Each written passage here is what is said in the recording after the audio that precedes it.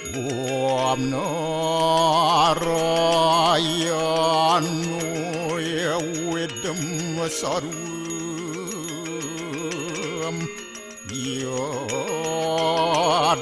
Yadvutam Yastyabhavyam Neskalangku Niranjanu Niruya Kalpu Nirakyata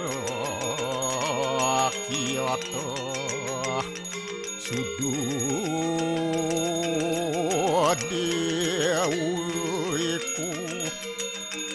Narayanu Naduyatyo Astyaka Astyat Om Tuam Siwa Tuam Dewa Yaswara Param Yaswara Warahma Wisnu Astya Rudrastya Warusah Paryakiratita Om Papuham Papakarmaham Papatnya Papasambhawa Rahimam Pundarya Kaksir Sabahya Abhyantara Suci Om Kesama Mahadewa Swarupa Paranya kita angkara Mamuja Swarupa Vidya Walaya Suwasadya Siwa Om Kesantauya Kaiku Dosa Kesantauya Wajiku Mam Santauya Manaswa Dosa Permadat kesamam Om Santi Santi Santi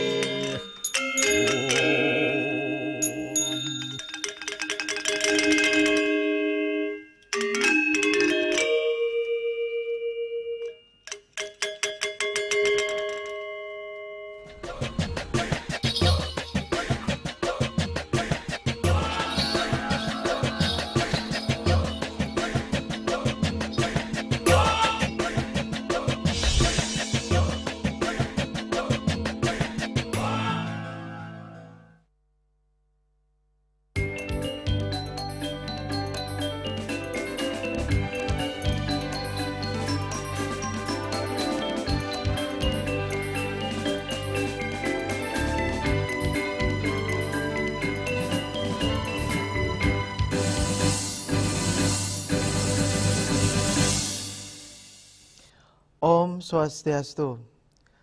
Pemirsa Bali TV seputar Bali kembali hadir dengan menyajikan sejumlah informasi menarik untuk Anda. Di antaranya adalah PT BTID tidak hadir dalam rapat dengar pendapat Pansus TRAP DPRD Bali.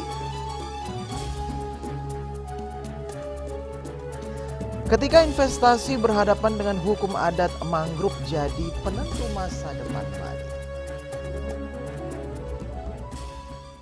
Jangan lewatkan juga pemirsa informasi menarik lainnya yang sudah disiapkan tim redaksi kami. Bersama saya Dwi Puryawan, inilah seputar Bali selengkapnya.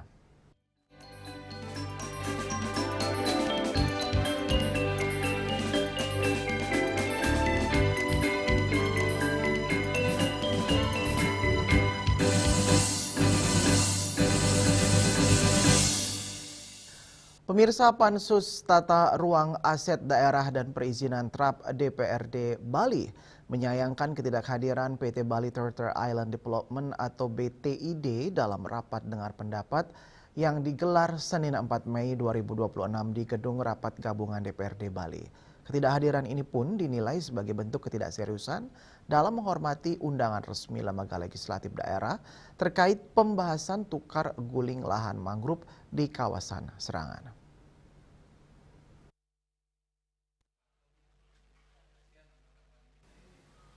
Rapat dengar pendapat yang dijadwalkan berlangsung pukul 10.00 WITA untuk mendalami persoalan tukar guling lahan mangrove yang tengah menjadi sorotan publik. Namun hingga rapat dimulai, pihak PT Bali Turtle Island Development tidak tampak hadir memenuhi undangan resmi tersebut. Alasan ketidakhadiran BTID disebut karena adanya agenda kunjungan DPR RI Komisi 7. Namun berdasarkan jadwal yang beredar, kunjungan tersebut baru berlangsung pukul 15.00 WITA sehingga dinilai tidak berbenturan waktu dengan RDP. Ketua Pansus TRAP DPRD Bali Imade Suparto menyampaikan kekecewaannya dan menyayangkan terhadap sikap BTID yang dianggap tidak menghargai forum resmi. Ini kan harus hadir, bagaimana kita bisa bekerja. Ini sebagai pengguna ruang, ya, sebagai pengguna ruang, kemudian juga izin-izin terkait aset. Karena pendalaman materi kita pada hari ini adalah terkait apa yang sudah dilakukan dan dikerjakan. Akan menggunakan ruang seluas 498 hektar kurang lebih. Ya itu. Jadi kita akan perdalam terkait PT ini. Tanah penggantinya bagaimana? Ini kan kita cek tanah penggantinya di wilayah Karangasem dan di wilayah Jemberana terindikasi tidak lengkap. Ya, kemudian juga bagaimana kita juga ada melakukan kegiatan penutupan sementara di wilayah Marina. Itu kan kita juga ingin perdalam. Lebih lanjut, Made Suparto menambahkan RDP digelar bersama OPD terkait bertujuan untuk menggali penjelasan langsung dari pihak BTID terkait proses tukar guling lahan mangrove di kawasan Serangan yang memunculkan berbagai polemik di masyarakat. Ketidakhadiran BTID pun dinilai menimbulkan tanda tanya besar terutama terkait transparansi dan komitmen perusahaan dalam menjawab isu yang berkembang. Pansus TRAP DPRD Bali menegaskan akan tetap melanjutkan proses pendalaman kasus ini, bahkan tidak menutup kemungkinan akan mengambil langkah lanjutan apabila pihak terkait dinilai tidak kooperatif. Kasus tukar guling lahan mangrove di kawasan Serangan sendiri menjadi perhatian serius karena menyangkut isu lingkungan, tata ruang, serta kepentingan publik di Bali. Selanjutnya, Pansus TRAP DPRD Bali kembali mengundang RDP dengan BTID Senin 11 Mei mendatang. Pak, ini kan tadi BPS sudah menyatakan tidak ada sertifikat, artinya kan ini sudah masuk ke poin terakhir sebenarnya Pak. Apa harus RDP lagi apa gimana, langsung ke Jatim? RDP, karena tadi kita ingin dengar dari BTID. Nanti kalau makin lagi. Itu kan salah satu aspek. Ada aspek yang lain, aspek penukar, sudah jelas tadi kita dengar, aspek evaluasi yang di kegiatan Marina, sudah jelas tadi, dan aspek kemudian pemotongan mangrove. Ya, kesimpulannya kita panggil ulang. Hari Senin, ditunda yang sekarang, karena BTID tidak ada. DPRD Bali menegaskan komitmennya untuk mengawal proses ini secara transparan demi memastikan tidak ada pelanggaran dalam pengelolaan kawasan mangrove yang menjadi aset penting lingkungan. Winato dan Edi, Bali TV. Sementara itu pemirsa, beredarnya video di media sosial yang memperlihatkan aktivitas pekerja proyek milik PT Bali Turtle Island Development atau BTID di kawasan KEK Kura-Kura Bali, Pulau Serangan dan Pasar mendapat tangkapan dari Satpol PP Provinsi Bali. Aktivitas itu disebut terjadi setelah kawasan sempat ditutup sementara oleh Pansus TRAP DPRD Bali. Kasatpol PP Provinsi Bali Idewo Nyoman Rai Darmadi saat ditemui Senin 4 Mei 2026 di sela rapat dengar pendapat antara Pansus TRAP DPRD Bali dengan pihak BTID di Denpasar menyatakan pihaknya meminta BTID menghormati keputusan penutupan sementara kawasan proyek tersebut. Selain itu, Satpol PP Bali akan melakukan koordinasi untuk memastikan kebenaran informasi yang beredar terkait dugaan masih adanya aktivitas di lokasi yang telah dipasangi garis pengawas atau Pol PP lain sejak 23 April 2026 lalu. Tak hanya itu, Satpol PP juga akan melakukan pendalaman terhadap sejumlah sertifikat hak guna bangunan atau SHGB, khususnya yang berkaitan dengan dugaan pembebatan hutan mangrove. Pasalnya hingga saat ini pihak Satpol PP mengaku belum menerima data lengkap terkait hal tersebut. Untuk bisa hadir juga langsung ke sana untuk memastikan apa yang sudah menjadi berita viral, ada aktivitas itu. Kami sudah koordinasikan dan yang tidak kalah pentingnya adalah pendalaman di beberapa SHGB terkait dengan objek pembabatan hutan mangrove kan. Nah ini kita sampai sekarang belum dapat data itu karena kita ingin tahu sejauh mana SHGB peruntukannya untuk apa, sehingga apa alasannya ada pembabatan mangrove di lokasi itu yang belum kita tahu. Bahkan baru kemarin malam sore kita diinformasikan harus bersurat katanya untuk mendapatkan itu. Sedianya memang hari ini kita minta sebenarnya kalau manajemennya hadir kan sekaligus kita minta informasi ya, bukti agar tahu SHGB-nya kepentingannya untuk apa. Nah begini ya, penyegelan kita lakukan di beberapa titik, tapi tidak secara global sebagaimana disampaikan tadi dalam RDT, karena tidak memungkinkan kita menutup akses. Waktu itu kan kita masih ada sebagian peserta kunjungan kerja SIDA itu kan ada masih di dalam, sehingga kita tidak memungkinkan untuk menutup akses semuanya waktu itu. Nah, kan makanya kita memilih di beberapa tempat. Sebelumnya, Satpol PP Bali juga mengaku telah berkoordinasi dengan pihak BTID untuk menghentikan aktivitas pada titik yang viral di media sosial tersebut. Kasatpol PP Bali juga meluruskan informasi yang berkembang di masyarakat, khususnya terkait isu pembongkaran garis pengawasan. Ia menegaskan tidak ada pembongkaran Pol PP lain oleh pihak tertentu, seperti yang ramai diperbincangan viral di medsos. Winato, Bali TV.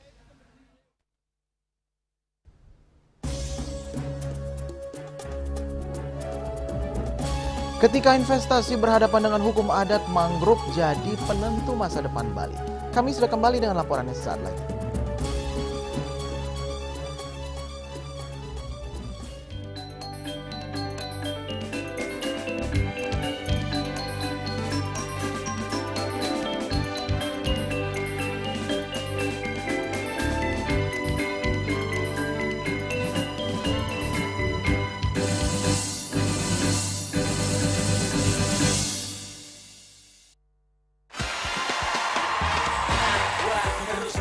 Seruput aduh. Luwak hitam baru dengan teknologi slow roasting bikin nyaman di lambung.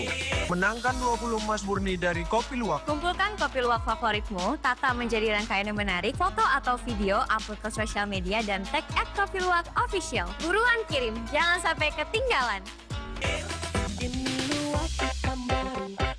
Luwak hitam baru. Ngeri mantapnya. Gak kemanisan. Mantap. Emco, cat kayu dan besi.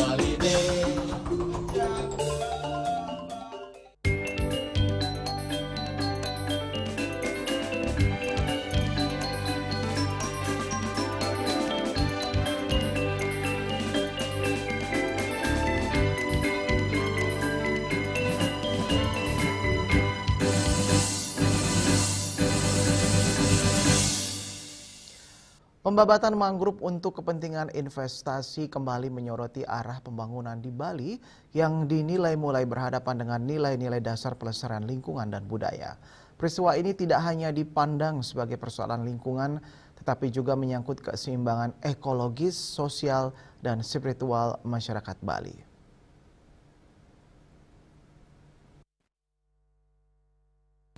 Guru Besar Hukum Adat, Keluarga dan Kewarisan Fakultas Hukum Universitas Warmadewa sekaligus tokoh adat Kota Denpasar, Profesor Iyoman Sujana menilai bahwa mangrove memiliki peran penting dalam menjaga harmoni kehidupan sebagaimana tercermin dalam ajaran Trihita Karana.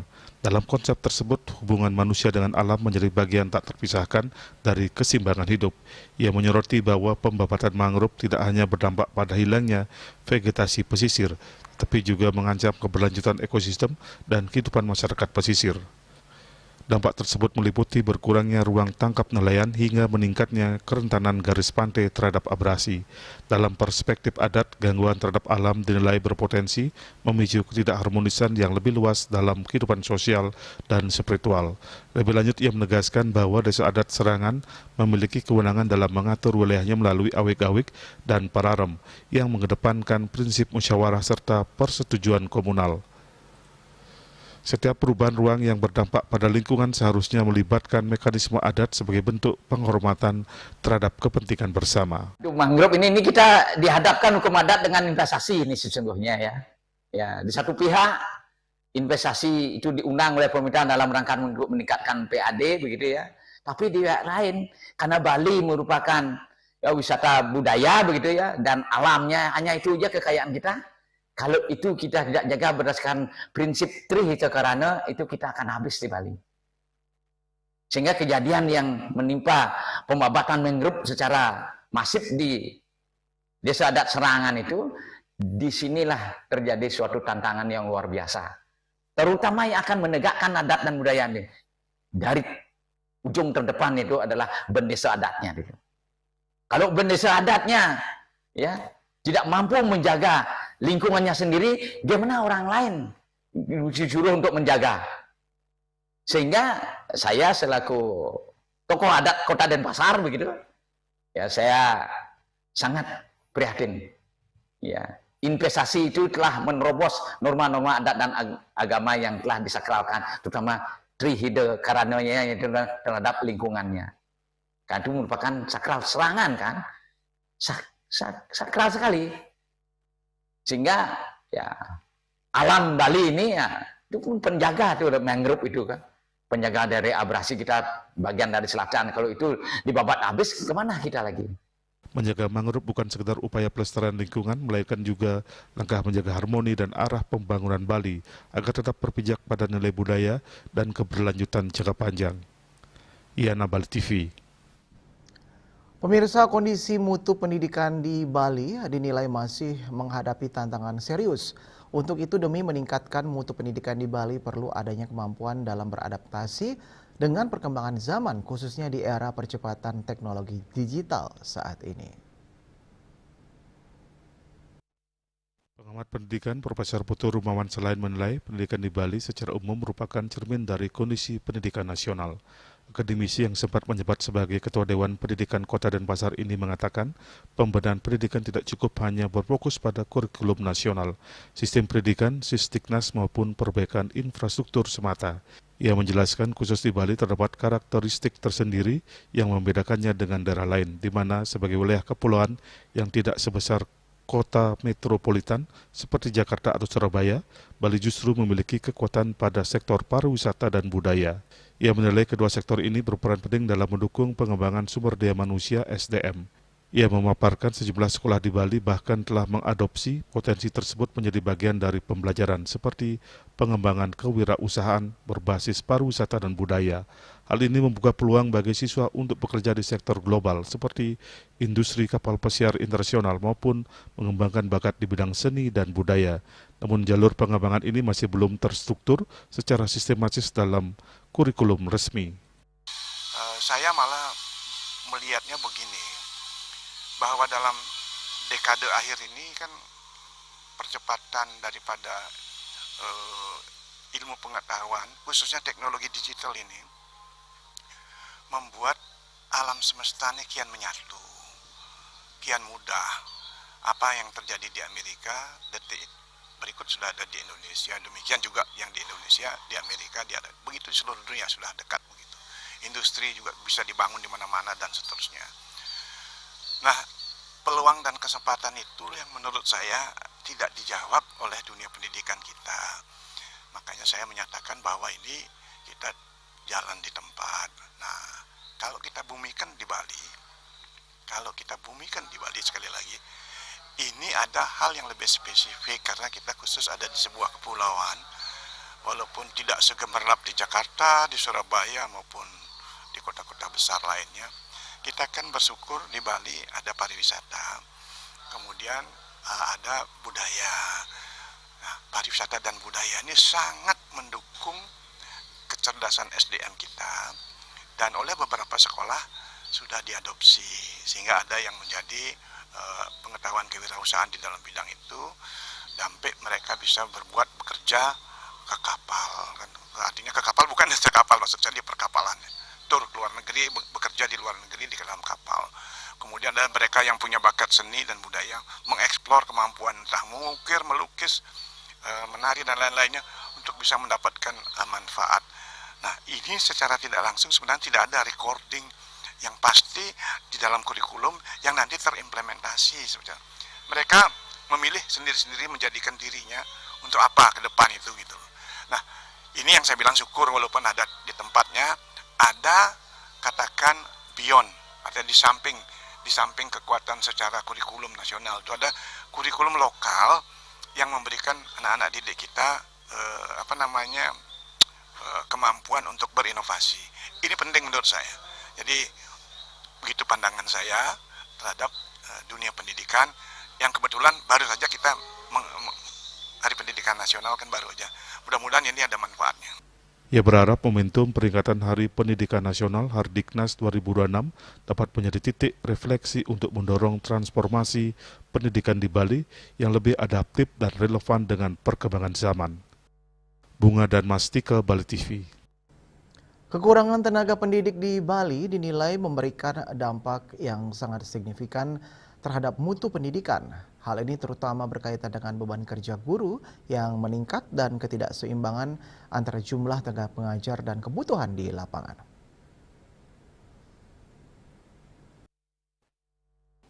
Menurut pengamat pendidikan Profesor Putu Rumawan Salain, mutu pendidikan tidak hanya ditentukan oleh kualifikasi akademik seperti ijazah, tetapi juga oleh pengalaman dan jam terbang guru dalam mengajar. Namun ia menilai kondisi saat ini menunjukkan adanya penurunan jumlah tenaga pendidik, terutama akibat pensiun yang tidak diimbangi dengan rekrutmen baru yang memadai. Akibatnya banyak posisi yang diisi oleh tenaga pendidik baru dengan jumlah yang masih belum mencukupi kebutuhan. Kondisi ini menimbulkan kekhawatiran mengingat peran guru sangat vital sebagai agen pembelajaran yang membentuk masa depan generasi muda. Ia menjelaskan jika jumlah tenaga pendidik terus berkurang, maka beban kerja guru akan semakin berat. Guru berpotensi harus bekerja melebihi kapasitas normal atau overtime, sehingga proses pembelajaran menjadi kurang optimal. Kalau kita berbicara mutu pendidikan, pertama selain kualifikasi ijazah misalkan, jenis ilmu yang mereka miliki, lama bekerja mereka, semakin lama jam terbang mereka kerja, saya pikir mereka memiliki kemampuan kualitas yang membaik begitu ya. Lalu kalau sekarang berkurang, katakanlah mereka pensiun, diisi oleh yang baru, jumlahnya tidak memadai dengan kebutuhan. Data yang saya dapatkan di Dapodik itu lebih daripada 50.000 adalah bertugas sebagai pendidik. Nah, sekarang kan pertanyaannya, kurang apa tidak di 50.000 itu kan begitu ya. Ya, kualifikasi itu juga kita harus bagi lagi di dalam guru negeri, guru swasta kan gitu. Lalu jangan-jangan juga ada guru kontrak ya, dan lain-lainnya. Sehingga dengan demikian saya sangat berharap penuh memenuhi kebutuhan guru itu di Bali khususnya harus dipenuhi, karena memang beliau-beliaulah yang menjadi agen terhadap pengajaran anak-anak didik kita untuk mengantarkannya ke masa depan gitu. Jadi kita bayangkan kalau mereka kurang jumlahnya, berarti mereka bekerjanya overtime Jadi overtime, kemudian atau ada jangan-jangan juga karena kekurangan menjadi di-press jam pelajaran itu, sehingga dengan demikian kemampuan atau katakan menyerap materi yang disiapkan berdasarkan kurikulum tidak tercapai. Oleh karena itu, ia berharap pemerintah dapat segera mengambil langkah strategis untuk memenuhi kebutuhan tenaga pendidik di Bali. Upaya ini penting guna menjaga kualitas pendidikan serta memastikan proses belajar mengajar berjalan efektif demi masa depan peserta didik. Bunga dan Mastika, Bali TV.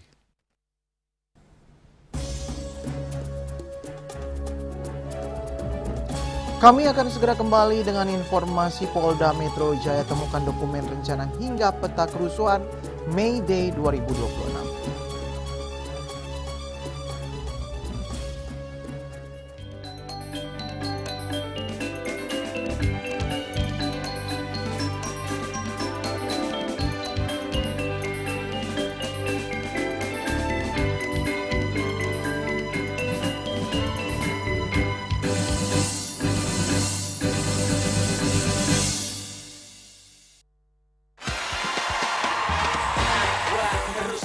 Serpot aduh. Luwak hitam baru dengan teknologi slow roasting bikin nyaman di lambung. Menangkan 20 emas murni dari Kopi Luwak. Kumpulkan kopi luwak favoritmu, tata menjadi rangkaian yang menarik, foto atau video, upload ke sosial media, dan tag @kopiluwak_official. Buruan kirim, jangan sampai ketinggalan. Luwak hitam baru. Ngeri mantapnya. Gak kemanisan. Mantap. Cat color dengan daya sebar yang luas, cepat kering, dilengkapi 39 pilihan warna. Kualitas dijamin terbaik. Cat color harga ekonomis.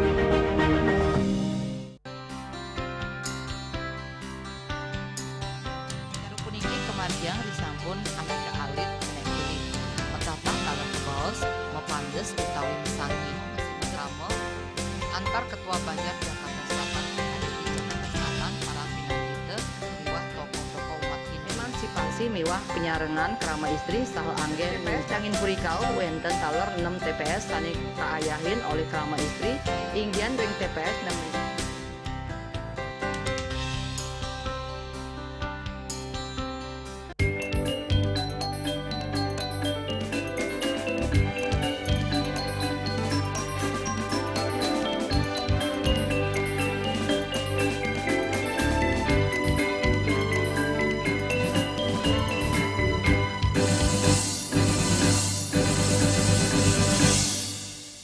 Pemirsa, fakta mengejutkan terungkap di balik peringatan May Day 2026 di Jakarta yang berjalan relatif aman, tertib, dan kondusif.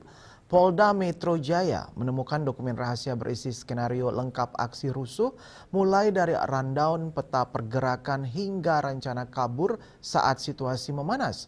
Bahkan kelompok ini diduga menyiapkan provokasi adu domba antar buruh hingga serangan ke petugas dan fasilitas umum.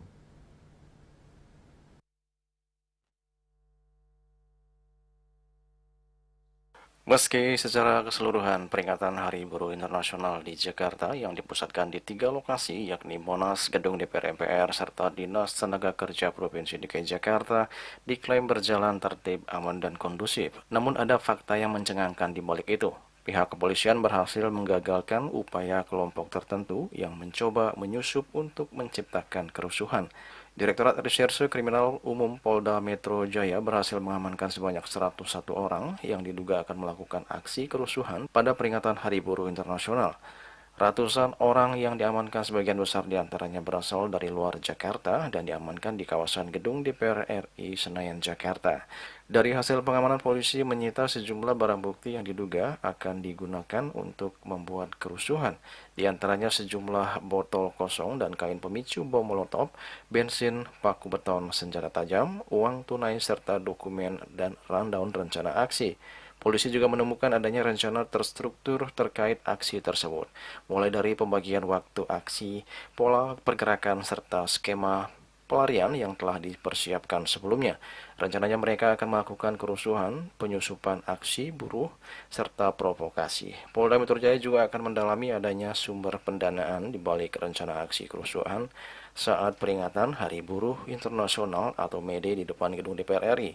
Penyidik menyita uang tunai lebih dari 10 juta rupiah dari salah satu terduga koordinator lapangan yang sudah diamankan polisi sebelumnya. Indikasi peredaran uang di tengah peserta aksi menjadi salah satu fokus pendalaman guna mengungkap jaringan dan motif di balik rencana kerusuhan saat peringatan May Day. Kami menemukan dokumen rencana untuk melakukan kerusuhan. Mereka sudah mempersiapkan, rekan-rekan sekalian di sini, tergambar dengan jelas, bisa dilihat juga di layar, yang rundown. Bisa tergambar dengan jelas, mereka sudah mempersiapkan rundown acaranya. Jadi per jam mereka sudah mempersiapkan kapan mereka melakukan serangan atau serbuan kalau bahasa di sini. Kemudian juga bagaimana alur mereka datang dan mereka melarikan diri juga sini sudah tergambar di mereka, dan mereka persiapkan itu dengan baik. Dan apa saja yang harus dibawa itu sudah disebutkan juga. Di samping itu rekan-rekan sekalian, di sini terlihat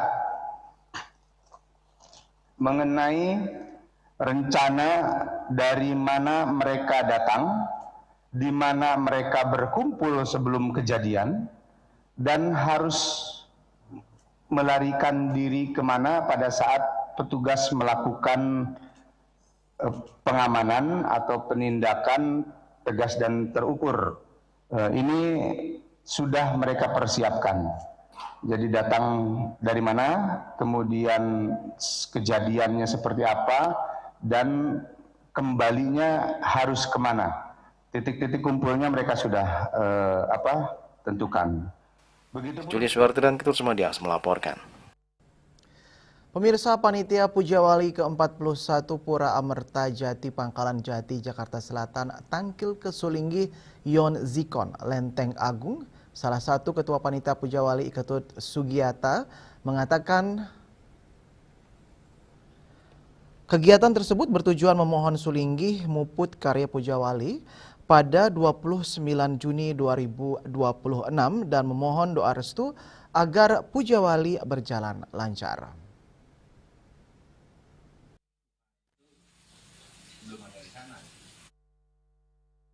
Berlokasi di Geria Lenteng Agung, Jakarta Selatan, Panitia Pujawali yang ke-41 Pura Amerta Jati Pangkalan Jati menggelar Tangkil ke Sulinggi Ratu Pranda Panji Sugata guna memuput karya Pujawali yang jatuh di tanggal 29 Juni 2026.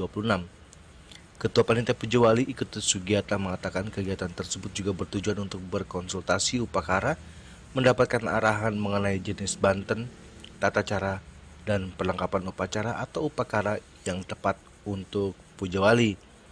Penyucian tirta Nunas Amerta memohon doa restu dan penyucian diri agar panitia bersih secara lahir dan batin sebelum melaksanakan tugas berat Pujawali. Ketut Sugiata menambahkan, secara keseluruhan Tangkil ke Sulinggi adalah bagian penting dari persiapan Pujawali untuk menjamin keberhasilan dan kesucian pura, terutama dalam memohon petunjuk memuput karya agar terwujud keharmonisan Kertaraharja. Kegiatan juga sudah dirangkai dengan upacara matur piuning posko dana punia. Tujuan rawuh mereka nangkil ke Geria Lenteng Agung ya. Nunas sering de Pranda mande input kesanan karya ring Pura Amerta Jati gitu. Beliau sudah berkenan untuk menjemput pada saat nuasan karya nanti tanggal 22 Juni. Kemudian pada hari H tanggal 29 Juni juga beliau berkenan ikut sekaligus nginep, ikut penginapan. Jadi 3 kali beliau ikut itu.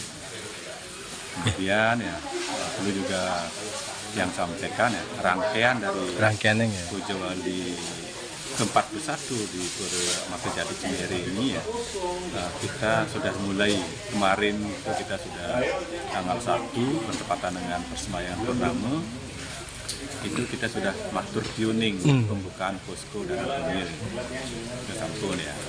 Kemudian nanti rangkaian berikutnya itu rangkaian kegiatan sosial. Nah, nanti di minggu depan ini tanggal 10 Mei kita ada kegiatan baksos, yaitu jalan santai, senam, dan medical check up gratis. Kesehatan ya. Nah, kemudian nanti tanggal 17 Mei hari Minggu berikutnya itu ada Darmetule. Ini khusus untuk Pinandite dan Sarati Banten se-Jakarta Selatan. Ini ke dudonannya ada mugi margi antar ya, menas dukungan kepada semeton sareng sami berupa pikiran, tenaga, ayah-ayahan sekaligus punil yang kita harapkan dari semeton ya, mugi sami margi antar dan rahayu. Dari Jakarta, Julius Suharto dan Ketut Sumadiasa melaporkan.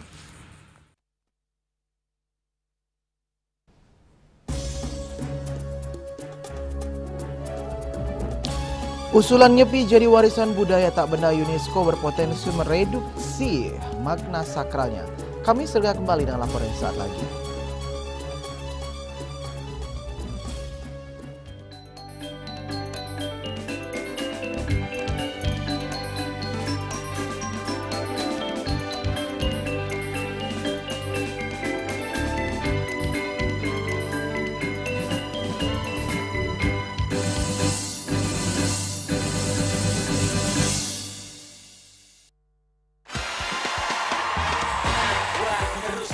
Serpot aduh. Luwak hitam baru dengan teknologi slow roasting bikin nyaman di lambung. Menangkan 20 emas murni dari Kopi Luwak. Kumpulkan kopi luwak favoritmu, tata menjadi rangkaian yang menarik, foto atau video, upload ke sosial media, dan tag @kopiluwakofficial. Buruan kirim, jangan sampai ketinggalan. Luwak hitam baru. Ngeri mantapnya. Gak kemanisan. Mantap.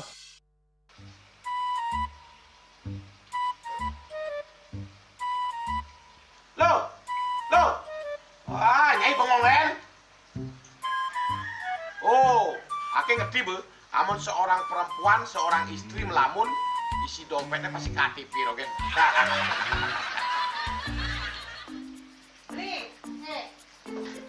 Awake hanya belajar lebih tenang menikmati hidup dengan proses tanpa harus protes. Loh, hidup itu adalah sebuah perjalanan, bukan perbandingan. Maka jangan pernah kamu bandingkan prosesmu dengan orang lain, karena kita berdiri di bumi yang sama dengan takdir yang berbeda. Oh, ini bertakdir awake nganten gak beli, saya proses tapi stres. Wah, murah punya Nyai. Takdir ya Nyai. Ini pijit tangan lu. Sakit lagi awak-awake. Apa? Mau pijat keko? Oh, mau pijat. Bawayan kayak di rumah matajan mertuakan. Jadi subane gelang kekene awake nih makatang lo. Awake nih makatang. Awake sing kodak, awake sing idawak kenjang, sing idawak mijat. Loh, beli pergi karena tugas, pulang demi beras. Lelah itu wajar, tapi menyerah bukanlah jalan keluar. Semangat kone ngopi, kone ngama, wakilnya berceramah, jadi kayak presiden. Cuma sebelum lagi sih, pencipta wakil.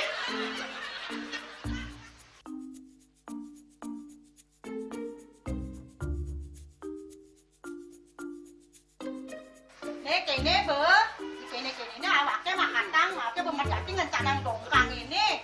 Oh, kadang timpalnya jadi makatang. Ngajak ke saya di lulungi wayan.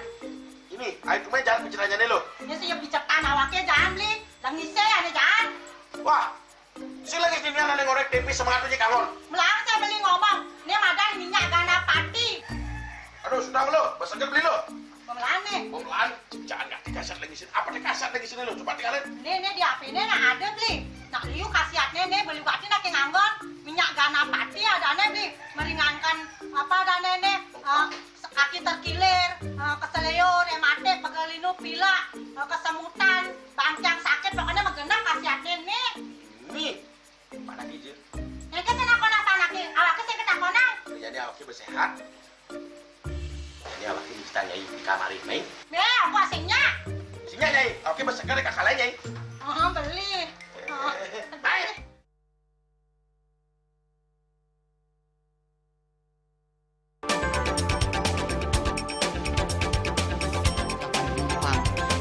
bandara telah melayani sebanyak 192.284 penumpang baik domestik maupun internasional. Suprapto mengatakan dari kunjungan wisatawan mencapai 3.000 pengunjung per hari tersebut. Ini mengacu pada perdagangan harga gabah yang juga semakin mahal saat ini. Kondisi itu pun membuatnya tidak maksimal memenuhi permintaan pasokan beras ke pelanggan dan loyalitas anggota Linmas. Hadir dalam kegiatan pelatihan dan pembekalan tersebut,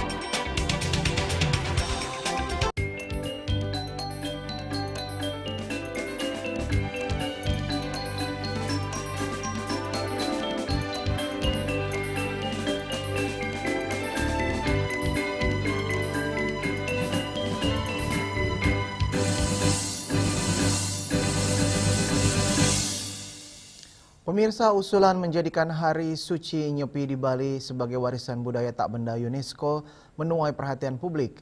Di balik kebanggaan atas pengakuan internasional, muncul pula pandangan kritis yang menilai langkah tersebut berpotensi menggeser makna sakral Nyepi sebagai hari raya keagamaan. Guru Besar Hukum Adat, Keluarga dan Kewarisan Fakultas Hukum Universitas Warmadewa, Profesor Enyoman Sujano menilai Nyepi tidak tepat diusulkan sebagai warisan budaya tak benda. Ia berpandangan bahwa sejak awal Nyepi merupakan hari raya keagamaan umat Hindu Bali yang bersifat sakral, mengikat, dan hidup dalam sistem hukum adat, sehingga tidak dapat diposisikan sekadar sebagai ekspresi budaya. Menurutnya Nyepi adalah momentum spiritual yang menekankan keheningan dan perenungan diri.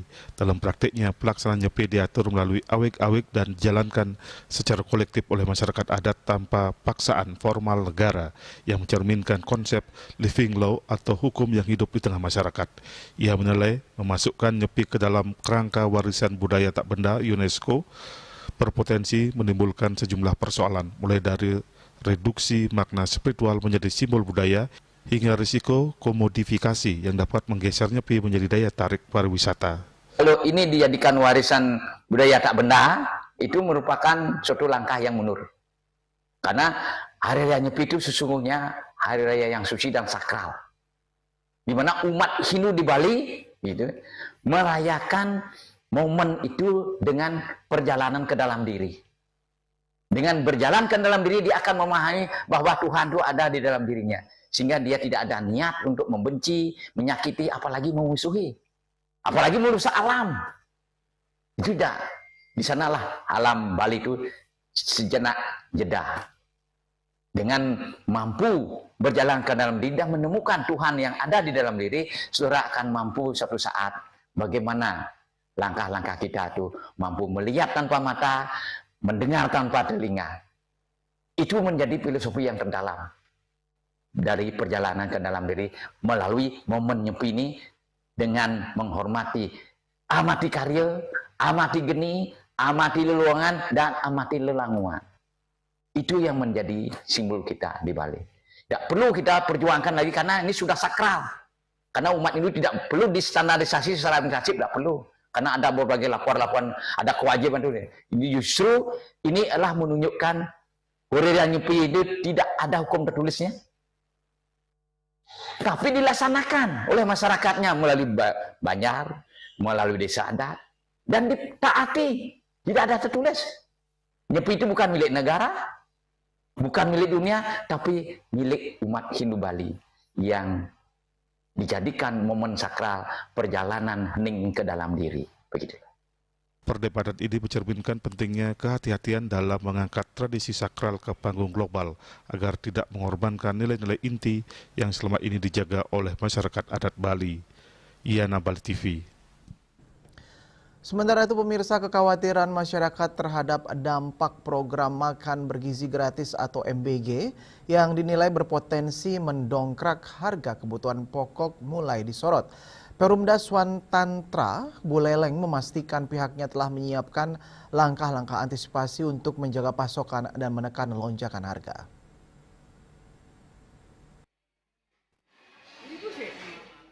Meningkatnya kebutuhan bahan pokok seiring bertambahnya jumlah satuan pelayanan pemenuhan gizi atau SPPG dalam program MBG diperkirakan akan berdampak pada harga pangan di pasaran. Direktur Perumda Swantantra Buleleng menyebut Kekhawatiran masyarakat sangat wajar di tengah kondisi global yang belum menentu, ditambah kenaikan harga BBM, kelangkaan minyak, serta naiknya sejumlah bahan impor seperti gula, bawang putih, dan minyak goreng. Saat ini Perumda terus memperkuat rantai pasok agar ketersediaan barang tetap aman dan kenaikan harga dapat ditekan. Dirut PD Swatantra Buleleng IGD Bobi Suryanto menyatakan salah satu langkah yang dilakukan yakni menjaga stabilitas harga telur ayam ras dengan menyuplai jagung pakan ternak maksimal Rp7.000 per kilogram kepada peternak lokal. Dengan skema tersebut, harga telur di tingkat pasar masih dapat dipertahankan di kisaran Rp50.000 hingga Rp52.000 per tray. Artinya bagaimana rantai pasok itu terus ada sehingga bisa mengamankan dan bisa menekan harga walaupun tidak signifikan. Nah tentunya kalau terjadi kenaikan harga sudah pasti. Apalagi pergerakan sekarang ini kaitan dengan beras, kemudian telur ayam, kemudian gula pasir, kemudian ada lagi bawang putih yang impor kan, itu pasti naik. Apalagi minyak goreng pasti naik. Cuman kenaikannya bagaimana bisa kita tekan tidak signifikan. Selain itu, Perumda juga telah menjalin kerjasama pasokan antar daerah seperti Kabupaten Jemberana, Tabanan, dan Badung guna mencegah kelangkaan stok di Buleleng. Saat ini Perumda Swatantra melayani 18 SPPG dari rencana total 56 SPPG yang akan beroperasi di Kabupaten Buleleng. Perumda memastikan stok pangan untuk 2 hingga 3 bulan ke depan masih aman. Namun jika terjadi lonjakan harga BBM, evaluasi ulang akan dilakukan bersama tim pengendali inflasi daerah. Yasri Yuli, Bali TV. Pelaksanaan Mom and Baby Festival MBF 2026 resmi berakhir dengan penuh kemeriahan di hari ke-7 atau hari terakhir penyelenggaraan.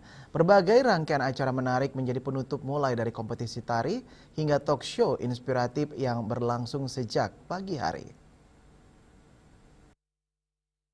Direktur Primaloka Internasional sekaligus penyelenggara MBF 2026, Farang Sastri menyampaikan bahwa pada hari terakhir ini antusiasme peserta dan pengunjung tetap tinggi. Ia menjelaskan bahwa sejumlah kegiatan unggulan seperti dan competition dan beberapa sesi talk show menjadi daya tarik utama penutupan festival. Di hari terakhir ini pihaknya menghadirkan kompetisi tari dan berbagai talk show sejak pagi. Ia juga mengucapkan terima kasih yang sebesar-besarnya kepada seluruh sponsor yang telah mendukung terselenggaranya Mom and Baby Festival selama 7 hari terakhir. Sekarang hari ini kita ada dance competition, kita ada beberapa talk show dari pagi, ada talk show dari Siloam, sama juga ada talk show dari Dr. Roja, beliau datang dari India, dokter gynecologist. Ada juga sama Dr. Shefali, sama Ayurveda. Semua itu kita ada dance competition, beberapa dance performances dari beberapa grup. Sementara itu, Yudi selaku MC kegiatan MBF menuturkan bahwa Mom and Baby Festival 2026 tidak sekedar menjadi ajang hiburan, tetapi juga menjadi wadah yang mempererat hubungan antara ibu dan anak dari berbagai kelompok usia, mulai dari bayi hingga anak usia sekolah. Menurutnya selama 1 minggu pelaksanaan, MBF diisi dengan berbagai aktivitas yang melibatkan interaksi langsung antara ibu dan anak. Kegiatan tersebut dirancang untuk membangun kreativitas sekaligus keharmonisan dalam keluarga. Banyak sekali aktivitas yang melibatkan ibu dan anak, mulai dari lomba-lomba hingga kegiatan edukatif. Salah satunya lomba bayi merangkak usia 6 hingga 12 bulan, dan lomba fashion show Mom and Kids yang menampilkan kekompakan dan keharmonisan antara ibu dan anak. Di MBF tersebut kita mendatangkan langsung profesional-profesional yang ahli dalam bidangnya. Pertama kita ada datangkan dari India langsung, yaitu Divine Parenting, di mana Divine Parenting ini membantu ibu-ibu hamil dan juga kepada para anak-anak dan kepada orang tua bagaimana menjadi orang tua yang hebat. Selain itu kita ada talk show dari Siloam Hospital. Kita undang semua para ibu-ibu yang sedang dalam masa hamil untuk memberikan edukasi yang baik untuk program mereka ke depannya.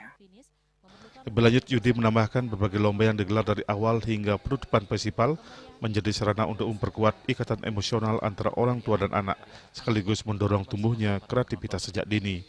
Di akhir pernyataannya, Yudi berharap ke depan Mom and Baby Festival dapat terus berkembang dan mendapatkan dukungan yang lebih luas dari masyarakat Bali.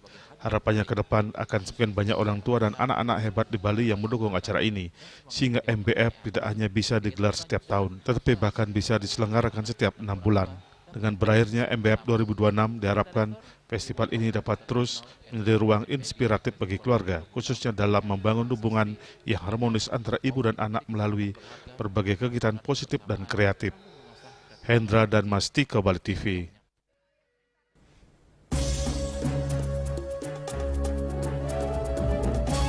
Pemirsa, jangan beranjak dulu, kami segera kembali dengan laporan menarik lainnya. Tetaplah bersama kami.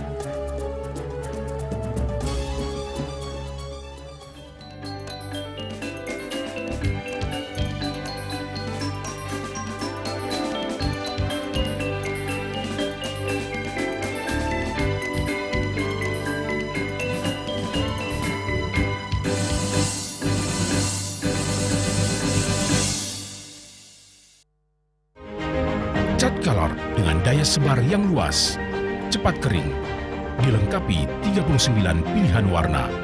Kualitas dijamin terbaik. Cat Color harga ekonomis.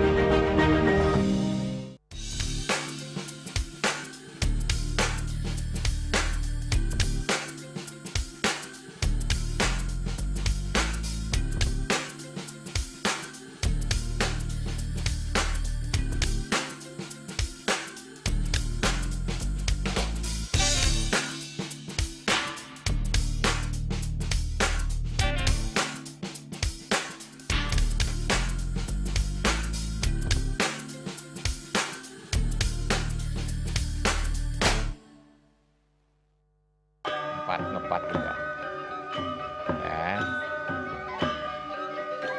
Bunga 4 tumpang alit-alit lagi papat ngangen sampian busung medulang lindung wasani dengan bombayu kan ora ketikal pop langsung personelipun 108 yang dipergunakan pada saat orang yang kena musibah di jalan kita memanggil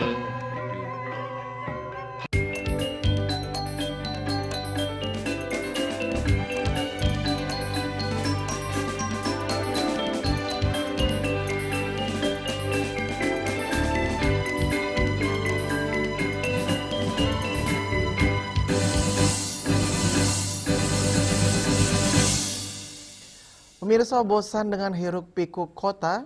Yuk mari kita melipir sejenak ke arah utara Kabupaten Badung, tepatnya di Desa Wisata Pangsan, Kecamatan Petang, Kabupaten Badung.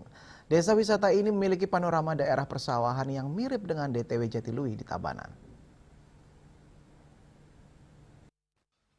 Begitu sampai, mata Anda akan langsung dimanjakan dengan hamparan sawah pertanian yang asri. Sekilas suasananya mirip sekali dengan ikon wisata Jatiluwih di Tabanan. Kalau beruntung dan cuaca lagi cerah-cerahnya, barisan pegunungan di Budugul bakal terlihat gagah berdiri di ufuk utara melengkapi potret alam desa Pangsan. Bagi pecinta olahraga, jalanan yang berkelok di tengah sawah ini adalah surganya. Cocok banget buat jogging pagi atau sekedar goes santai sambil menghirup udara yang masih murni. Saat ini suasana desa sedang sangat hidup. Sawah para petani di sini mulai memasuki musim panen.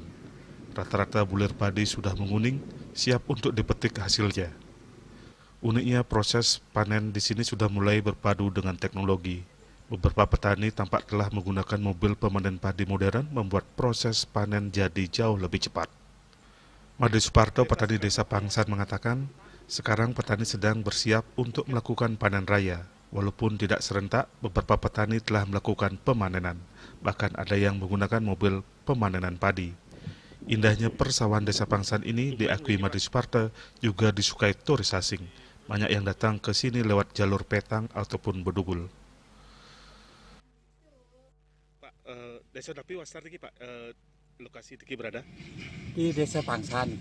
Desa Pangsan. Baunya banyaknya dikit sekarang. Oh iya, makin memasuki masa panen nih Pak.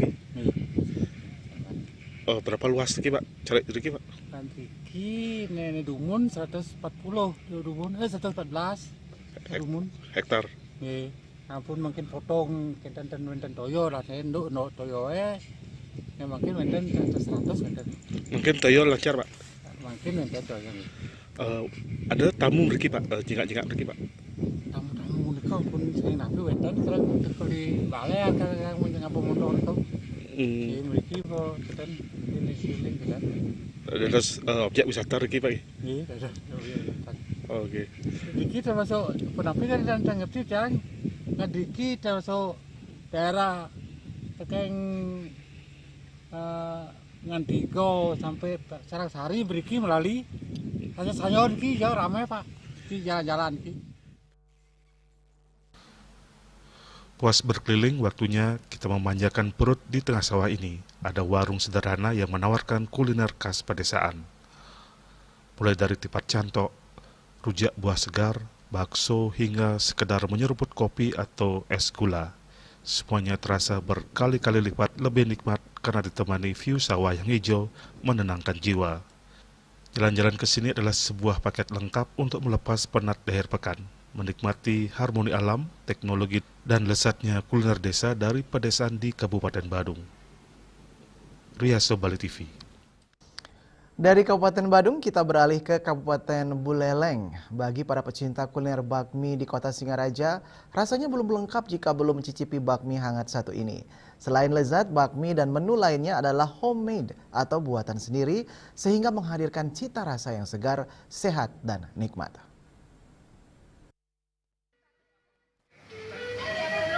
Bagi warga Kota Singaraja, makanan khas Tionghoa ini identik dengan mie panjang yang disajikan bersama sayur hijau seperti caisim, pangsit, bakso, dan daging ayam chasiu, yakni daging yang dimarinasi menggunakan angka atau beras ragi merah dengan bumbu pilihan. Salah satu bakmi ayam yang cukup diminati warga adalah bakmi ayam di Depot Gembira yang berlokasi di kawasan Pemaron, sebelah barat kantor Samsat Singaraja. Dengan harga terjangkau yakni hanya Rp25.000, pecinta bakmi sudah dapat menikmati sajian lengkap mulai dari bakmi, bakso, pangsit, hingga daging chasiu. Dalam produksi kita sehari kurang lebih 2 kilogram mie, 2 kilo bakso, dan 2 kilo pangsitnya. Dan itu kita kenapa kita buatnya cuma 2 kilo, karena supaya setiap hari fresh dan baru seperti itu.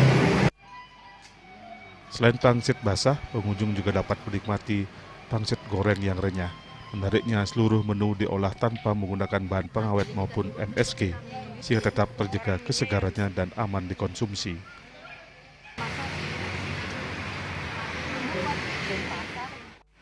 Ya, Sri Yuli, Bali TV.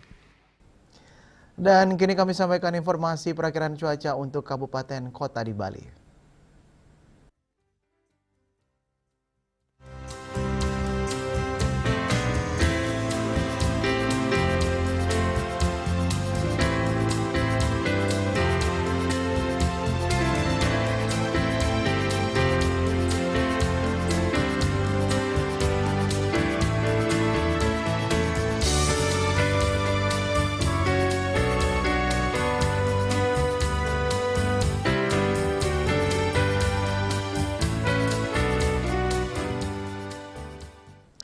Pemirsa, seputar Bali bersama Minyak Apun Ganapati Usada Bali Keluarga Sehat. Update terus informasi Anda dengan subscribe dan like YouTube channel Bali TV @newsbali.tv. Mewakili redaksi yang bertugas, saya Dwi Priawan pamit undur. Terima kasih atas perhatian Anda dan sampai jumpa. Om Santi Santi Santi Om.